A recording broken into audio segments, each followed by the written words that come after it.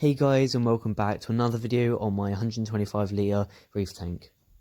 So I'm going to just jump straight in because I'm going to try and make this quite a short video. So as you may notice straight away is that there is a new fish in the tank, and that is called a Naoko wrasse or gold stripe wrasse. All fish have many different types of names, and I got him about nearly 2 weeks ago. And he took 6 days to actually come out of his hiding place. He was stuck underneath the filter box for about 6 days, and then he started to come out for food finally. He was just eating brine shrimp for about 3 or 4 days, but I didn't feed him for a day. I just fed Spectrum pellets, but ideally I wanted him to get onto that food, so I just strict feed that for about 2 days, and on the second day he started to eat it. So he's definitely fully on Spectrum pellets now, which is good. So far, no aggression against other fish. A little bit of nipping with the sapphire damsel, but that's all cleared up now. It's just for the first few hours. It was just getting used to all the other fish. And I was quite lucky to get this fish because I got him from a shop that was the only shop, I think in possibly the whole UK, that was actually selling livestock. I couldn't find any shop online or anywhere that would actually be selling livestock because of all this coronavirus thing. All the shops are closed and that. Some are doing, most of them are doing essential items only, but I found a place that is called Aquatics in Brighton. So it's about an hour drive, because everyone's kind of staying in low traffic. It takes about 45 minutes to get there now, and they're doing a kind of one in one out kind of situation. So I went in there, saw this fish, and he was on my kind of fish list that I was I've got about a list of fish that I'm looking to be getting. So this was one of them, Naoko fairy wrasse, and yes, it's a great fish. Unfortunately, it was quite expensive. I spent £68, so 70 quid for quite a nice fish. It was quite expensive, but definitely worth it. So that's that fish. Moving on to the skimmer. I've now put a timer on that because I turn it on and off like multiple times a day. It's on for 12 hours a day during the midday kind of cycle. It comes on at half nine in the morning and turns off at 9:30 in the evening. So I don't have to keep flipping that switch because I don't need the skimmer on all the time. Makes a little bit of a noise. I just need more bioload in there, more fish for it to quiet down. And I've also done a little bit of a tidy up in this cabinet, just a little bit of a tidying up with the cables and all the switches, all that kind of stuff. It was a bit of a mess.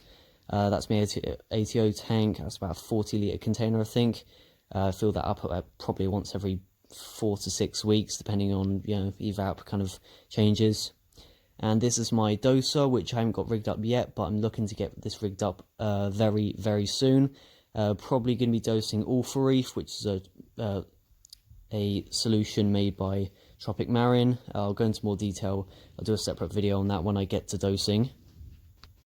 So going into more detail with the skimmer, it has been quite loud for the since I've had it. It's not massively loud, but it's had a little bit of a rumble to it, and I'm pretty sure that's because the skimmer doesn't have enough bioload or waste for it to work with.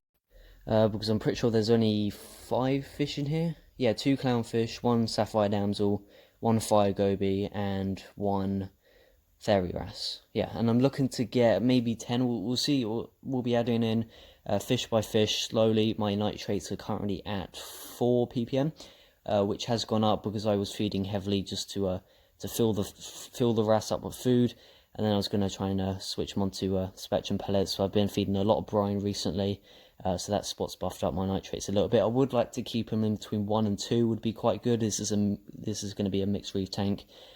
So in between 1 and 2 would be great. And after I filmed this video, I did move the skimmer slightly up just to clear up that surface scum that I've got on top of the water surface, which will slightly affect the amount of light penetration that's going into the tank. So that's all gone now. All the surface scum's gone. So you can see the water is very, very clear. It's absolutely crystal clear at the moment. And I'll get into detail right now. There are 3 new corals into the tank. Not mine, they're my dad's. I'll give you a better shot in just a second. In the top right corner of the tank, there is 1 teraki and 2 aquaporas. They're from my dad's tank because he's only got one Kessil A360X over a tank that's twice the size of this, and yeah, it's just not enough light at the moment. He's gonna try and get the money to get the second light as soon as possible in the next 3 to 4 weeks, or whenever. So temporarily those corals are going to be in here because they were, well, both the acros there, so you can see there both of the acros there that have completely browned out, and they've never actually grown at all since he's had them, because they've never had enough light. And this Taraki's really bleached out, but it's got a little bit of green back, so I'm pretty sure that's going to bounce back, and I'm sure the acros will be okay, because now they're under a much higher part, well, a tank that's really good water quality, really good light, really good flow, so they should do alright. So they'll be in here temporarily until my dad gets his second light. So that's all good. So overall the tank's doing really well. All water parameters are really stable, water's really clear, fish are healthy, corals are healthy and growing. Completely no problem. I've only had one problem with this tank, and that was at the start. I had a little bit of a cyanobacterial problem and dinoflagellates, but that only lasted about 2 weeks tops. I managed to get on top of that very quickly to deal with that. So since then, no problems. I had nothing at all. This torch coral's a little bit shot in recently. I think I might have disturbed it earlier with the glass cleaner. And I do have a little bit of diatoms in the sand, just a little bit of light brown to it. I've had it for about a week, but they should start clearing up over the next couple of weeks. So I do have a couple sand sifting cleanup crew things in here. I've got 4 Mexican turbo snails and a little one. So I've got 5 turbo snails, which are really good snails, and I've got a conch that was always constantly eating stuff in the sand. So that should clear up very, very soon. So I hope you enjoyed this very short video on my reef tank here, and I'll catch you next week with not really too sure what kind of video I'll be doing, so you'll see them. Bye.